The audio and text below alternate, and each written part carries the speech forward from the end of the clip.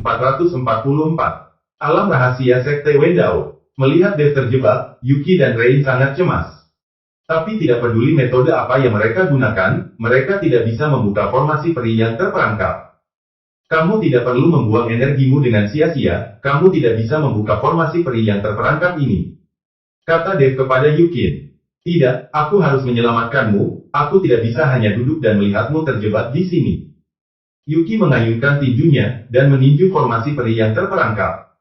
Tapi dengan kekuatan Yuki, dia tidak bisa mengguncang formasi peri yang terperangkap sama sekali. Aku bisa keluar sendiri, formasi peri yang terperangkap ini tidak bisa menjebakku sama sekali. Setelah Dev selesai berbicara, kekuatan pola Dao di tubuhnya berkumpul di kepalan tangan Dev. Boom! Dev meninju, dan formasi peri yang terperangkap langsung hancur. Melihat Dev keluar dari formasi dengan begitu mudah, Yuki dan Rain sedikit tercengang. Setelah beberapa saat, Rain berkata, Kakak Dev, kamu terlalu buruk, kamu sangat ingin melihat kami mati-matian membantumu meskipun kamu sendiri bisa keluar sendiri dari formasi. Yuki juga memelototi Dev, cemberut sedikit marah.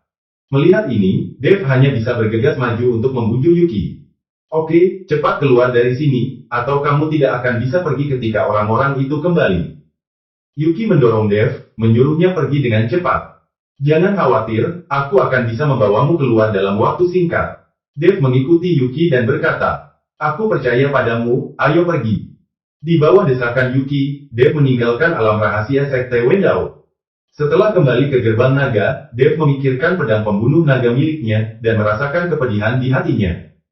Mengambil pedang pembunuh naga, Dev melihatnya berulang kali. Melihat retakan pada pedang pembunuh naga, Dev merasa sangat tidak nyaman.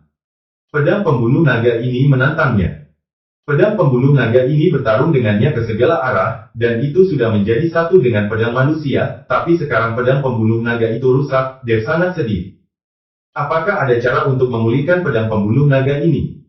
Dev ingin mencari tahu apakah ada cara untuk memulihkan pedang pembunuh naga di tangannya. Tapi setelah dipikir-pikir, Dev tidak bisa memikirkan cara. Jadi Dev menemukan Matt. Matt telah melihat banyak dan mengalami banyak hal, mungkin dia punya jalan.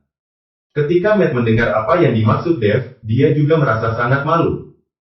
Dev, pedang pembunuh naga di tanganmu jelas merupakan pedang spiritual, dan juga memiliki kebijaksanaan spiritual. Aku khawatir akan sulit bagi pengrajin biasa ini untuk mengembalikan pedang pembunuh nagamu. Matt berkata sambil melihat pedang pembunuh naga di tangan Dev. Apakah tidak mungkin, Tuanmu berpengetahuan luas, Anda pasti pernah mengenal beberapa pengrajin ahli kan? Dev mulai menyanjung Matt. Matt tersanjung. Tentu saja aku mengetahuinya. Ratusan tahun yang lalu, ada sekte yang sangat kuat dalam memurnikan senjata, tetapi kemudian karena alasan yang tidak diketahui, sekte itu menghilang. Beberapa tahun yang lalu, saya pernah bertemu seorang biksu tua yang telah berkeliling dunia, baru mengetahui ketika dia sedang mengobrol, bahwa dia sebenarnya adalah seorang pengrajin, dan dia juga seorang murid dari sekte yang telah menghilang selama ratusan tahun, saya pikir dia membual waktu itu. Namun, setelah saya melihat dengan mata kepala sendiri bahwa dia menggunakan sepotong besi tua untuk menempa belati yang sangat tajam, saya sedikit percaya. Kata Matt, lalu di mana biksu tua yang kamu sebutkan? Ayo kita cari dia sekarang. Dev buru-buru bertanya setelah mendengar ini. Sudah bertahun-tahun, saya tidak tahu di mana itu, tetapi dia pernah berkata bahwa biksunya ada di Kuil Lingyin. Kata Matt, oke, ayo pergi ke Kuil Lingyin besok. Dev memutuskan untuk pergi ke pengrajin ahli yang disebutkan Matt. Akan sangat bagus jika dia bisa memperbaiki pedang pembunuh naga. Tanpa pedang pembunuh naga, Dev selalu merasa ada sesuatu yang hilang.